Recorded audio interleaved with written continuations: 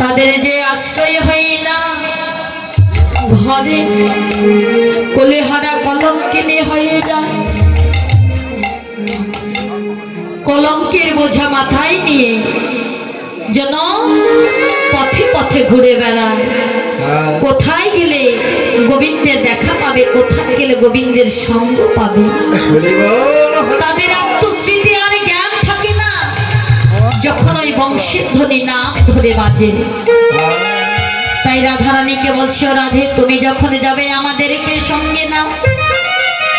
বলছে সখী রে তোরাই আমার সঙ্গে সঙ্গ ধরিস নে, কেননা ওই গোবিন্দকে ভালোবাসিলে জাগতিক জগতের বর্ণে পড়া যায়, জগতের সকলেই দেখে। যদি ভক্তের হৃদয় বনে পড়া যায়, এই বনে যেন কেউ না দেখে। জাগতিক জনে সকলেই দেখে মনের আগুন, কিন্তু এই মনের আগুনে কেউ দেখে না। জাগতিক জগতের আগুনে জল ঢালিলে নিভে, কিন্তু সখীরে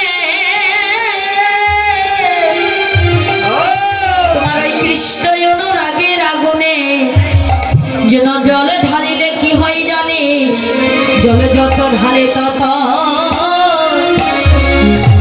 দ্বিগুণে বাড়ে।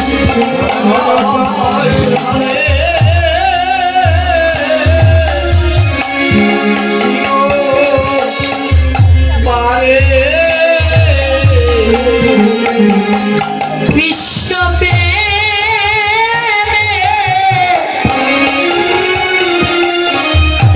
জলে জলে যত ঢালে তত আগুনে দ্বিগুণে বাড়ে। কৃষ্ণ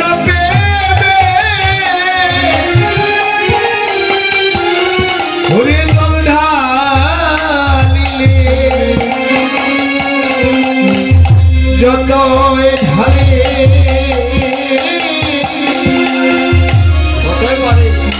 আগুন তত বাড়ে। অনুরাগের ঘরে বসে বসে যারা অনুরাগের জল ঢেলে ছেলে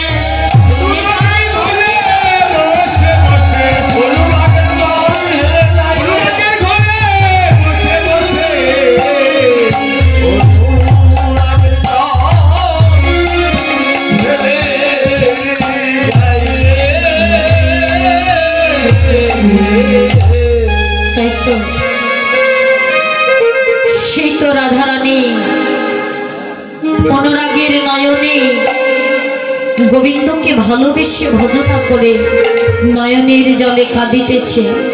গোবিন্দকে কোথায় গেলে দর্শন পাবে, কোথায় গেলে তার সঙ্গ পাবে, যেন ছটফট করছে।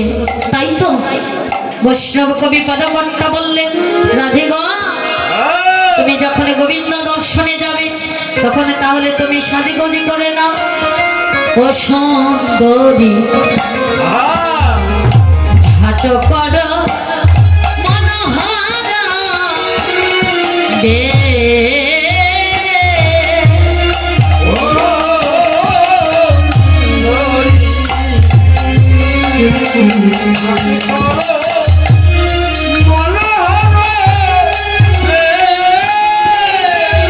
ওরে সময় ইলে আসি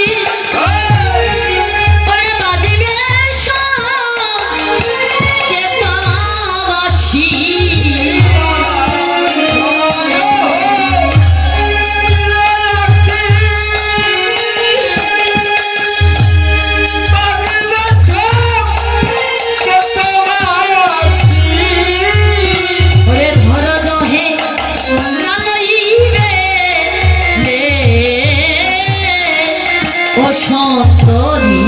সুন্দরী ঝাট কর মনোহরা